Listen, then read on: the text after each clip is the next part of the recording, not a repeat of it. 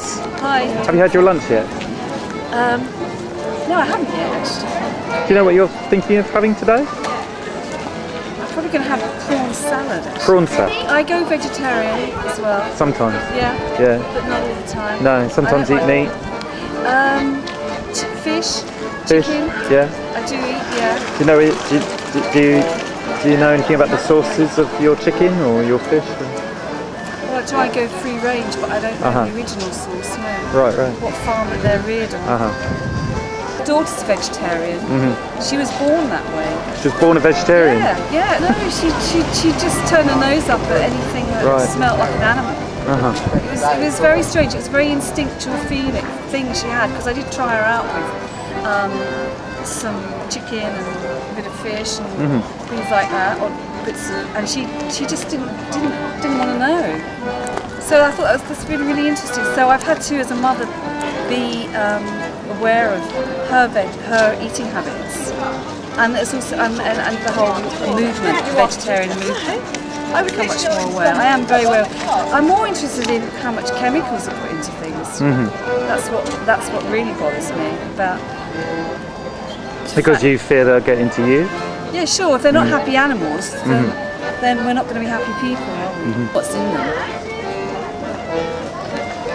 There's a big economic conspiracy going on with food, so we're kind of in the dark a bit as consumers.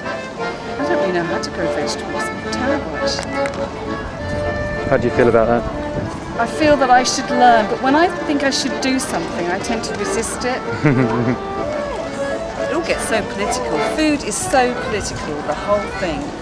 Consumerism, so it always has been. See a play about these issues, do you think? Yes, why not? Yeah, absolutely. I mean, if it's to provoke, yeah, I would. Yeah, I'd go and see a play. Yeah, absolutely. Why not? I don't think there's enough.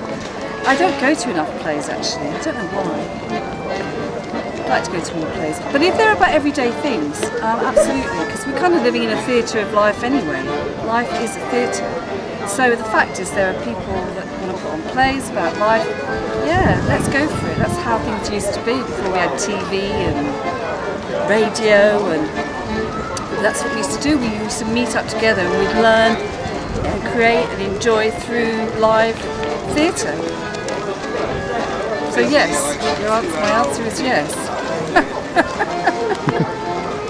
Okay, so the play's about a family who are coming together for their lunch, and it's a Sunday lunch, and they have the father is Albert. He's a butcher, and his son, at the moment, the son's called Mark. Mark's a vegan, and Jean, Albert's wife, has put instead of the usual roast on the Sunday lunch table, she's put a tofu wiener casserole, much to Albert's annoyance, really, and in honour of her son coming home. And so we've already got the beginnings of a clash of values and of beliefs over a Sunday lunch dinner table, and that's the beginning.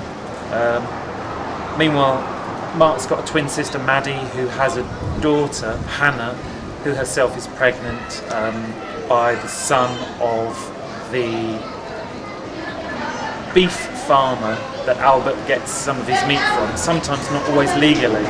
You're doing this play. What is it you're trying? What's the message, or what you're trying to convey through the play? The reason I'm interested in doing the play is because, well, first of all, to express my own feelings. I'm a vegan myself and vegetarian myself, and it's a chance for me to express my own feelings about those sorts of issues, having spent time on farms, beef farms, seeing the sorts of practices that happen there, and also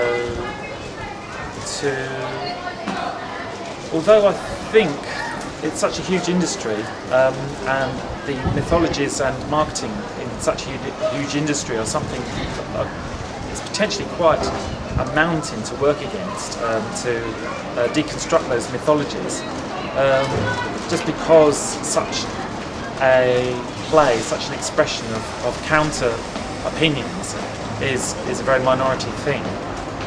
I still think it's worth exploring and expressing, and as a way to communicate to others out there that they're not lone voices, to connect with other people. Feelings of powerlessness or isolation in a world that seems to be very normalised to practices and behaviours and eating habits which are not necessarily, not the ones that I particularly want to subscribe to.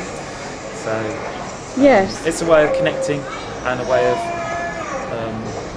reminding others out there that there's more to life than just those mythologies and stories that are sold to us on mass media and through all the usual channels. So it's sort of an underground play in many ways. And You've got, in Lewis, you've got Tesco's and Waitrose.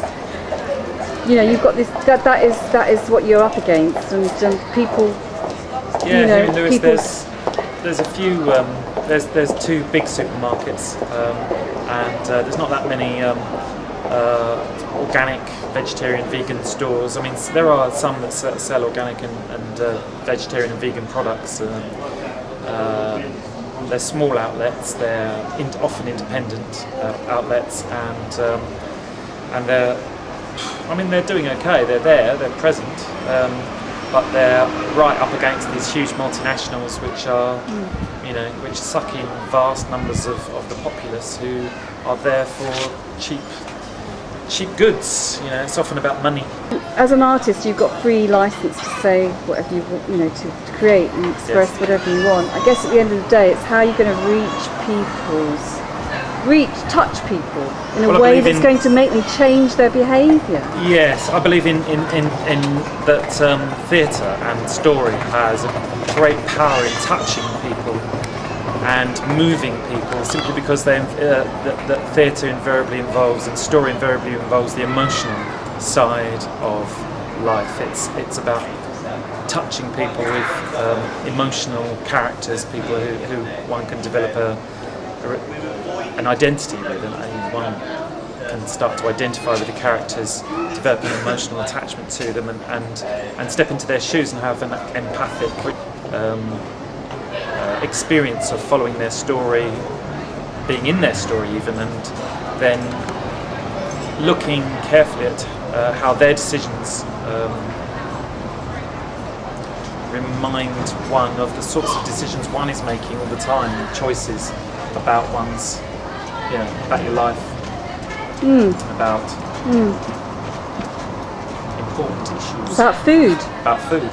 about products that, about buying things, and so I believe in story very strongly as a tool for change. I mean, it's not necessarily, invariably it's a tool for change in myself. Invariably I'm looking for my own transformation, and often, strangely enough, people have said to me, "Are you a very hard line person? Are you a table thumping vegan?" And part of me is, definitely, but strangely enough, through writing about Albert the butcher, I've developed my own empathy with him as a person, and it's a way also as a writer and a performer to step into the shoes of people that I normally stay well clear of, and develop a love of characters who at first I might write as quite unsympathetic. Does that make sense? Yes, you're trying to give a sort of non-biased sort of picture through the story. Yeah, I'm trying to. These different characters are going to give their own stories. Indeed, I leave it up to the characters. I set them up, give them their roles, give them their identities, and then leave them to get on. Invariably I let the characters write the stories rather than try and write it myself. Of course, I have my own ideas, and my ego gets right on in there too. I can't pretend that I'm unbiased. In the end, I'm coming at it from my own story as well, and my own story is definitely. Oscar Wilde suggests that artists should create beautiful things, but should put nothing of their own lives into them, which is very funny. As he says that within the story of Dorian Gray, the picture of Dorian Gray. And if the picture of Dorian Gray isn't anything about Oscar Wilde, I'll be very surprised. It's very Oscar Wilde. There's plenty of Oscar Wilde's life within the picture of Dorian Gray, so I don't believe he means it when he says